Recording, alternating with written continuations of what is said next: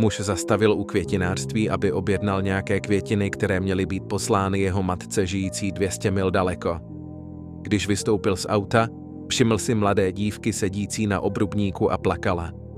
Zeptal se jí, co se stalo, a ona odpověděla: Chtěla jsem koupit mámě červenou růži, ale mám jen 75 centů a růže stojí $2.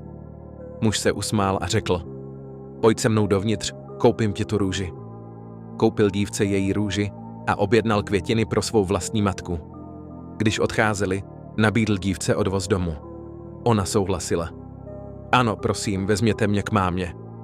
Navedla ho na hřbitov, kde položila růži na čerstvě vykopaný hrob. Muž se vrátil do květinářství, zrušil objednávku květin k odeslání a vzal kytici, se kterou odjel 200 mil k domovu své matky. Morálka příběhu je, že život je krátký.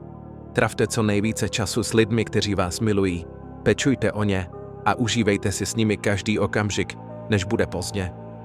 Není nic důležitějšího než rodina. Pokud mě nesleduješ, pravděpodobně mě už nikdy neuvidíš.